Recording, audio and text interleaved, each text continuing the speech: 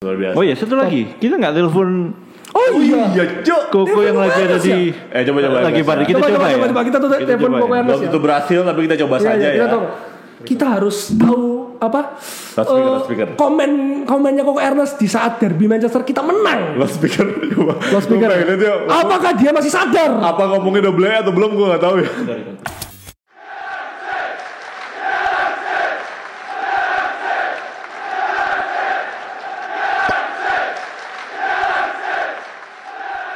Kita bakal merayakan dua apa guys? Kemenangan. 2 kemenangan minggu ini. Pekan yang ceria, pekan yang sangat menyenangkan. Bagaimana akhir pekan kalian? Kalau kita luar biasa. Gila. Kita bakal meraih calon trofi kita. Trofi pertama kita ya. Trofi pertama kita. Apa itu?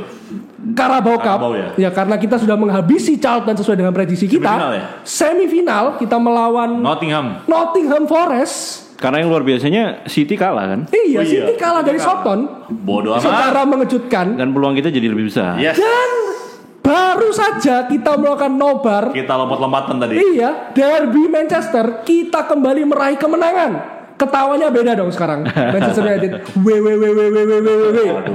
Gila, berapa kemenangan? 9. Luar biasa. Rashford ini ya masih memperpanjang rekor ya. Iya, terus-terusan mencetak gol. Dia melewati rekornya Wayne Rooney. Apa tuh? Sejak Maret 2010 hanya Wayne Rooney yang bisa mencetak 7 atau 8 gol ya? 8 gol secara beruntun. Ya. Dan sekarang dipecahkan oleh Rashford apa enggak betul tuh? Marcus Rashford. Lu percaya nggak kalau nama tangannya Rashford Rashid? Tai. Enggak ya? Gila. Guys, bantu kita dengan subscribe, like, komen, subscribe, dan share ke teman-teman kalian kalau kalian merasa video kami ini berguna dan menghibur kalian semua. Kita merayakan 1000 subscriber dengan gaya in style. Kita happy bareng, kita sedih bareng. Yoi, betul. Kita sudah mengalami masa-masa kelam itu semenjak zamannya Van Gaal, Mourinho, Moyes, Ole. Kita tetap bertahan. Red, bro. Iya. Sekarang yang dialamin sama fans sekarang yang kira-kira sama perasaan kita dulu tuh Chelsea. Sekarang alamin dulu lah, ya kan? Dulu lah. Roda itu puter, bro. Iya, percaya proses. Seperti kita percaya proses kepada Ten Hag. Gimana? Tahu? Barusan kita memenangkan derby. Gila, Pak. Setelah sekian lama kita selalu dibantai. Musim lalu kita dibantai berapa kan ya? 4-0 ya? Yang Ronaldo gak main ya? Ronaldo juga gak main kan? Ronaldo gak main ya? Gak main juga. Varane pun gak main. Feeling gua waktu eranya Ole, setauku Varane itu tidak pernah memainkan derby Manchester. Jadi kita dibantai Maguire Lindelof. Kita dibantai berapa? 4-0 ya? Lupa gue kalau yang antara 4-1 atau 4-0. Lupa gua. Yang waktu kita 2-0 McTominay itu berarti 2 musim lalu ya? Itu pakai bajunya atau ini? Baju ini. 2020 ini kalau enggak salah. Ya, musim 2019-2020 kita yang menang gol McTominay yang tengah lapangan kan? Yang Ederson salah buang bola kan? Yang Martial gol pertama ya? Iya. Ini bajunya ini waktu baju ini.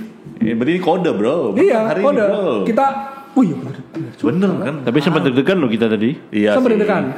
Bagaimana? Babak pertama dulu. Kita analisis dari babak pertama dulu. Babak pertama sih jujur kita menguasai bukan menguasai lah ya. Iya. Tapi peluang kita jauh lebih banyak daripada City. Iya. Defense kita solid, tengah kita solid, peluang kita lebih banyak. Sayang banget Rashford ya. Iya. Rashford berapa peluang ya? Dua. Yang peluang sayang banget gak gol. Ya, tapi dari statistik babak pertama itu kita mikir ini kayaknya babak kedua kalau kayak gini terus kita bisa menang karena kemungkinan kita nyetak gol lebih bagus daripada City. Betul. City cuma satu doang. Time-nya satu doang. Itu pun bukan on target kan? Iya. Makanya. Dan itu jarang terjadi banget untuk tim sekelas City. Iya betul juga. Iya kan? Betul Pak.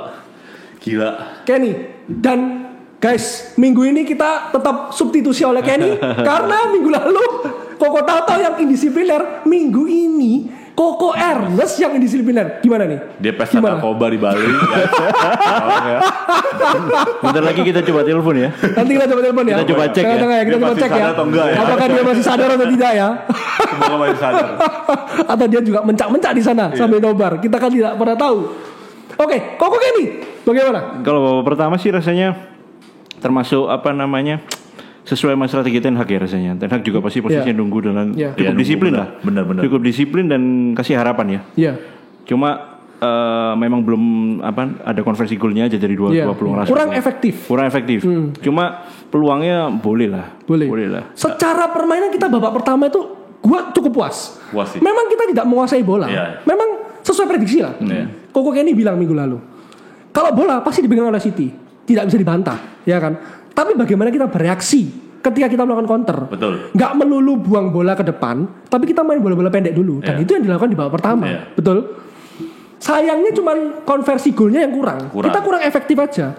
Rashford sudah melewati Ederson, nggak gol. Rashford sudah one on one, tapi dribblenya kejauhan. Dribblenya kejauhan. Ketangkep sama Ederson dulu, meskipun dia sempat nge-chip sedikit. Ya tapi nutupnya udah bagus. Dan kalau dibandingin sama pertandingan sebelumnya di kandang City, ini jauh banget perkembangannya sih. Jauh yang kelihatan. Yang perlu kita catat adalah kepercayaan diri MU jauh meningkat ya, beda. Para pemain ya. Iya. Sebenarnya kalau secara skill, ya bisa. Kalau dibandingin ya sama sebenarnya, kurang lebih lah. Cuma yang beda dari pertandingan sebelumnya sama sekarang ada kepercayaan diri menurut gue. Mentalnya ya mungkin kita udah menang 8 kali berturut-turut ya. 8 ya ini 8, sama kan? Ini 9 ya kan ya? Sama ini 9 ya. Berarti sebelum City kan 8 kan? Iya. Itu mentalnya sih MU emang lagi. Iya, kita lagi on fire. Dan itu pun diakuin oleh Pep. Iya. Dan Pep pun pasti gemeter juga. Iya. Datang ke Old Trafford, ini MU lagi on fire di depan 75.000 penontonnya langsung. Ya kan?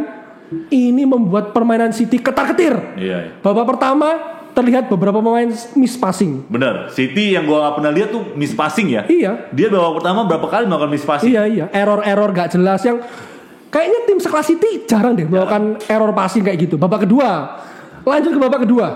Tapi terlepas dari itu kita harus apresiasi keberanian Ten Hag ya. Mainin Shaw di center back sama mainin Fred. Kayaknya juga strategi juga cukup efektif ya. Betul. Dan gue sempat meragukan Malaysia. Kan minggu lalu gue bilang kalau LCB-nya defender centernya bagian kiri itu Luke Shaw, kan Malaysia kita pasti pakai Malaysia kan. Itu yang gue raguin. Malaysia tuh lawan Demarai Gray aja diopo-opo. Gimana dia mau lawan Mahrez? Ternyata strateginya Ten Hag membuktikan bahwa tidak perlu one on one. Langsung press, hajar dari awal. Disiplinnya luar biasa. Tapi dua peluang Rashford di babak pertama juga gara-gara Eriksen sama Bruno di posisi yang lebih banyak lebih maju ya. Benar. Intinya kita babak pertama itu efektif, cuman kurang golnya aja. Kurang luck juga sih. Iya, kurang luck aja. Secara permainan kita mengurung City. Biarkan mereka bermain, tapi mereka melakukan error passing tidak gak penting lah. Iya, Haaland juga banyak beberapa kali jemput bola. Praktis babak pertama Haaland gak ngapa-ngapain. Haaland, Foden nggak ngapa-ngapain, Mahrez juga kena foul mulu sama Malaysia, tapi itu gue rasa emang foul yang profesional foul lah, harus di foul. Di setengah lapangan di City sudah. Itu profesional foul. Tapi yang gue catat tuh ada dua, si Casemiro sama Fred sih, solid banget di tengah. Solid banget, babak pertama. Fred yang gue kaget sih. Kita dulu bilang kan dia selalu bagus kalau jadi pemain cadangan masuk ya, apa sih? Pemain pengganti, ya. Nah kali ini dia membuktikan kalau dia layak sih. Layak untuk defense-nya layak sih dia. Gini, kalau gue bilang bukan layak untuk dimainkan terus-terusan, tapi ketika dia dibutuhkan, dia tampil. Betul. Dia bisa. Gue ini mampu gitu loh. Ketika gue dibutuhkan, gue bisa. Tapi bukan terus-terusan loh ya. Tetap gue nggak setuju. Fred itu terus-terusan main inti terus bukan berarti karena dia melawan City ketika di derby Manchester dia main bagus, dia terus main inti itu enggak. Menurut gue tetap enggak. Tapi hari ini dia bagus. Oke, kita harus apresiasi itu. Tapi babak kedua gimana? Menurut Anda? Babak kedua, menurut gua off ya. Kita 15 menit pertama terbukti ketika golnya Grealish itu tercipta menit ke berapa? 68 ya? Around 60. Around ya 60-an ya. Itu 15 menit pertama kita enggak ngapa-ngapain. Kita terlalu dalam. Iya, terlalu dalam, terlalu menunggu dan terlalu dekat dengan gawang. Terlalu dekat dengan gawangnya De Gea. Sehingga itu yang membuat City itu kan gue udah bilang, babak pertama attempts mereka cuma 1. Kita mau lihat reaksi Pep. Pep ini kan kita kenal sebagai seorang pelatih yang jenius. Ya. Dia nggak mungkin diam aja dong melihat ini kok berantakan kayak gini babak pertama, babak kedua dia ternyata reaksinya luar biasa, sporadis, passingnya lebih tidak ada celah lah, tidak ada kesalahan. Ya tidak melakukan kesalahan yang di babak pertama terjadi itu. Terbukti dia dari 1 attempt, babak kedua dia langsung melakukan 4 attempts, meskipun tanpa on target ya. Tapi tetap berbahaya. Dan terbukti golnya Grealish itu. Iya, Cuk. Itu. Ya. Dan menurut gua gara-gara satu faktornya ya Rashfordnya cedera. Iya. Pressing bagian depan berkurang, jadi mempengaruhi tengah ke belakang. Betul, dia kecolongan yang De Bruyne itu kan, yang De Bruyne passing ke crossing ke Grealish. Iya. Rashford itu kita tahu babak pertama udah mulai pincang. Gua nggak tahu kenapa kok babak kedua anggapannya kita mungkin Rashford ditarik digantikan oleh Anthony. Iya. Ternyata Martial Pak diganti. Kayaknya pengaruh justru kita lebih dalam tuh gara-gara Martial yang diganti Anthony. Otomatis kan Bruno-nya kayaknya agak di false nine kan. Iya. Jadi kita benar-benar cuma Rashford sama Anthony yang di depan. Itu kayaknya kita jadi lebih deep aja sih. Iya. Jadi kita mainnya terlalu dalam ya. Nggak ada yang press di depannya. Betul. Dan defense kita menurut gue sih agak kendor ya. Nggak seketat babak pertama. Tidak sedisiplin babak pertama. Iya. Maka dari itu kita kebobolan di babak kedua oleh Grealish. Tetapi itu dia. Gila bro. Itu dia pergantian yang dilakukan oleh Erik ten Hag. Iya gue gak habis pikir. Garnacho. Gue gak habis pikir. Kita nyangkanya Garnacho diganti Rashford ya. Iya. Ternyata Pak diganti Eriksen Pak. Tetap mempertahankan Rashford. Ten Hag ini kayaknya punya lu tahu Dragon Ball? Lu tahu gak Dragon Ball? Tahu komik Dragon Ball? Tenshin Han tahu? Iya bener juga. Iya juga. Insting Pak. Iya cuk. Ini tuh siapa? Rashford ini pasti bisa cetak gol. Dia tetap mempertahankan pemain yang sedikit cedera, tahu kan? Atau mungkin dia ya seperti kata lu ya, minum painkiller ya. Babak pertama pergantian tuh painkiller bukan disemprot ya. Bukan disemprot. Satu botol dihabisin. Tapi bisa jadi kita defend kita babak kedua kendor gara-gara Eriksen juga loh. Bisa jadi Eriksennya udah mulai kendor, udah mulai capek. Iya. Makanya Erik ten Hag lihat itu, dia langsung ganti dengan Garnacho. Iya, betul. Masuk akal. Ditarik mundur. Masuk akal. Mungkin juga kalau misalnya Rashford yang ganti Garnacho, kita terlalu defense sih. Iya. Ngandalin cuma si Anthony. Dengan mempertahankan Eriksen di lapangan yang sudah capek ya. Karena kita udah gak ada speed lagi. Betul. Iya. Masuk akal. Doang, jadi. Memang Ten Hag ini berkah dari yang maha kuasa untuk Manchester United. Berkah itu sih. Iya. Orang sih gila. Dia yang bisa melihat kekurangan Man United ini di mana, strategi yang harus diterapkan seperti apa, dan cara main lawan siapapun dia selalu berubah cara mainnya. Iya kan? Ini baru pelatih yang kaya taktik. Memang tidak kaya rambut tapi kaya taktik. Cengli. Tapi menurut lu gol MU itu ada dibantu wasit gak? Oh iya, itu yang mau gue bahas. Menurut lu gimana? Fair ya. Kontroversi kan? Golnya yang gol pertama masih kontroversi. Bruno itu kontroversi. Menurutku itu offside. Karena bola pertama yang dituju adalah Rashford itu jelas offside Pak. Jauh Pak itu Pak. Jauh. Sepengetahuanku, bola yang diumpan kepada orang yang sudah offside dan orang itu lari melakukan gerakan apapun itu sudah harus offside. Iya. Karena Rashford yang berposisi offside, dia itu berusaha menerima bola itu. Gitu cuma gak kena ya. Memang gak kena. Cuma hokinya itu Pak. Itu gue yakin Rashford sebenarnya pengen nendang Pak. Iya, tiba-tiba second line dari lini kedua muncullah Bruno dari posisi yang onside. Nah itu yang mungkin diperhitungkan oleh wasit. Rashford tidak menyentuh bola, memang melakukan lari tapi tidak menyentuh bola. Dan yang menyelesaikan adalah Bruno di second line onside gitu loh. Hokinya. Menurutku kontroversi. Patut diperdebatkan. Kalau di berita pasti bisa kontroversi. Iya, kontroversi. Pasti. Itu pasti FYP di TikTok terus-terusan. Pasti itu, gue yakin. Pasti. Dan pasti headline-nya MU SCT digembosin, MU Manchester United ya kan. Tapi sebenarnya kalau dilihat pas pertandingan emang seharusnya offside. Tapi kalau secara detail itu nggak offside kan sebenarnya kan? Ya ada pembelaan buat MU kan karena Rashford memang sama sekali nggak. Emang sama sekali nggak nyentuh bola. Nggak nyentuh bola. Secara detail ya, secara teknis, secara peraturan lah. Itu seharusnya emang nggak offside kan? Kalau nggak nyentuh bola mungkin bisa disanggah oleh fans Manchester United. Dia nggak nyentuh bola, iya kan? Ya ada alasan. Banyak. Debatable. Dan satu lagi gol kedua kita apresiasi juga Bruno Pak. Bruno passing ke Garnacho. Iya, kipas ke Garnacho dulu. Garnacho pun dia posisinya luar biasa. Ya, makanya itulah dia. Dia sempat nahan ya. Berkali-kali. Mikir bos.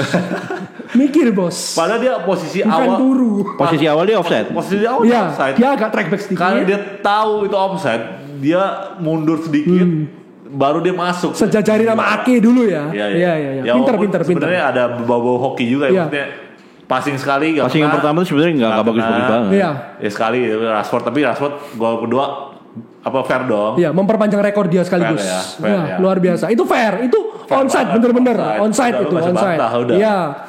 Gila. Tapi terlepas dari golnya Grealish, sebenarnya sejauh sebelum golnya Grealish sebenarnya kita nggak ada yang main jelek juga ya. Ya. Dari 11 pemain itu nggak ada yang benar-benar kerasa kurang gitu nggak. Ya, defense disiplin, tengah solid, depan ya pergerakannya bagus, kurang golnya aja. Itu aja. Ya, tapi yang gue suka dari Ten Hag tuh dia gercep ya. Maksudnya posisi udah menit akhir langsung masukin 3 pemain. Nggak pakai lama, nggak pakai Mirko. Mungkin zaman dulu oleh mah bodo amat udah aja. Lu mundur aja udah. Iya udah.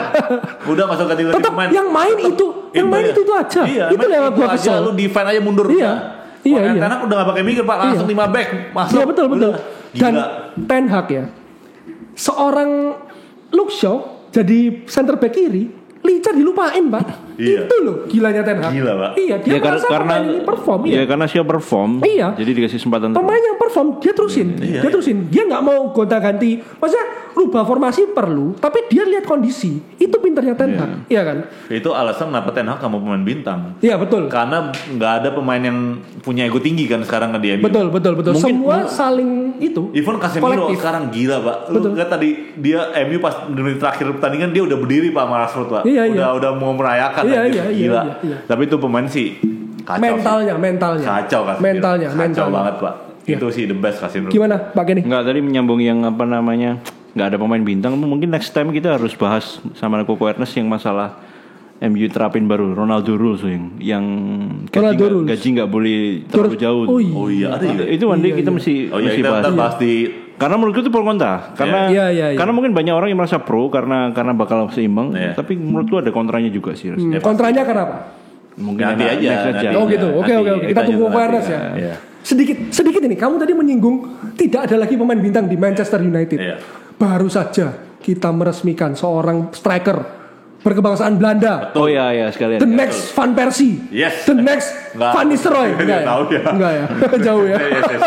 Masalahnya cuma 6 bulan doang ya. Iya, Pak. Wout Weghorst. Yes. Ya, dari Besiktas kita loan dari Burnley sih secara resminya.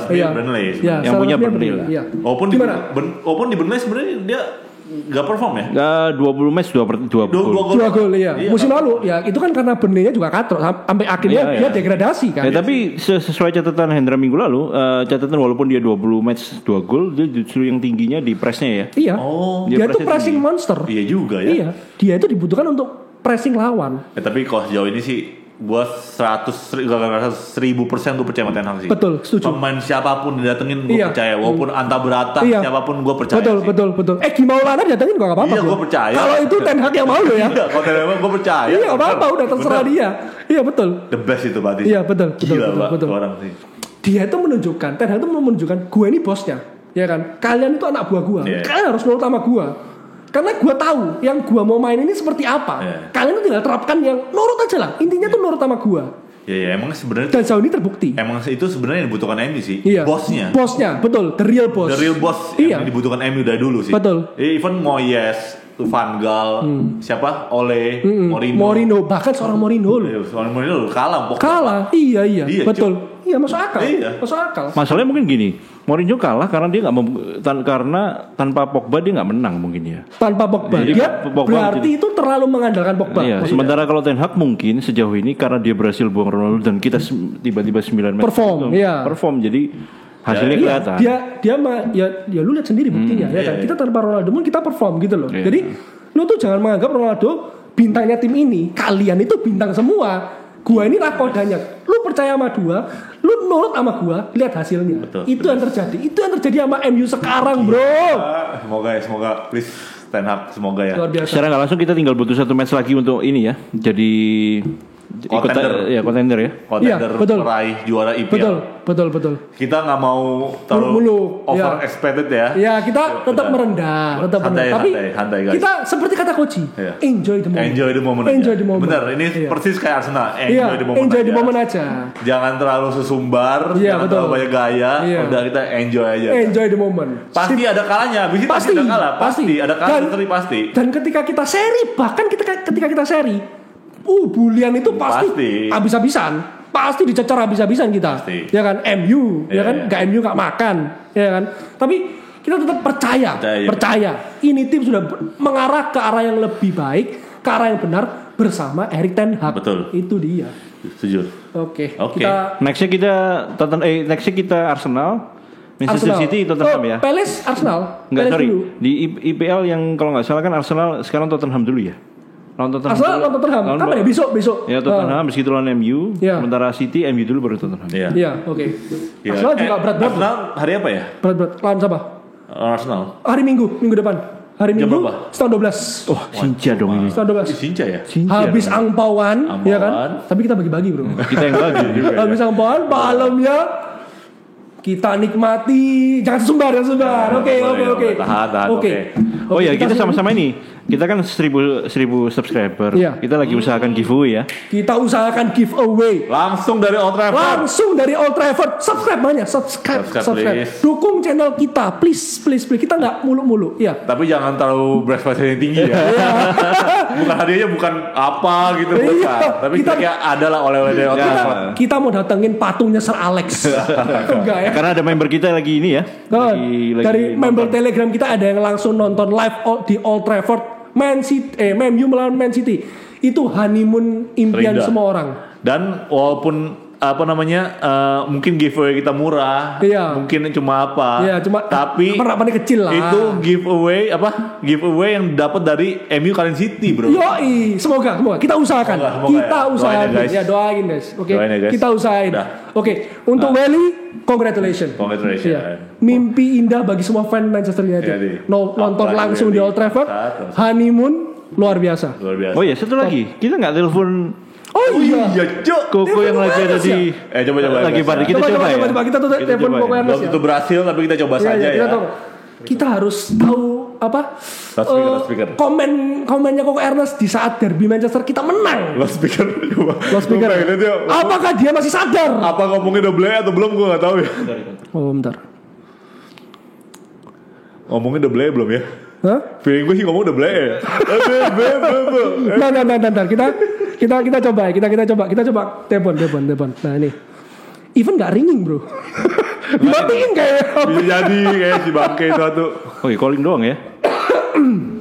Dimatiin kayaknya. Matiin. Aduh guys. Gagal nih kayaknya. Berarti dia udah tiduran nih. Dia udah sampai jatuh ini kayaknya. Udah tepar. Ya, calling doang. Ya nanti kita minta ini ya, video testimoni dari ntar kita minta dari Koko Ernest ya. Iya, siap. Live diambil dari Bali. Dari Bali langsung dari tempat mereka Pesta Pora. Gak bisa guys. Gak apalah. Gak bisa. Oke. Gitu aja ya guys ya. Oke. Terima kasih udah mampir ke channel kami. Iya. Dukung terus Bonret ya. Subscribe, like, share ke teman-teman kalian yang juga sesama fans Manchester United. Kita rayakan bersama-sama kemenangan ini. Derby Manchester United won 2-1. Yes. Dan salah satunya kita juga menang melawan Charlton 3-0. Yes. Salah satu trofi yang mungkin menjadi trofi pertama kita di bawah Erik ten Hag. Amin. Doakan saja guys, doakan saja. Amin. We born red, we die red, Manchester always red.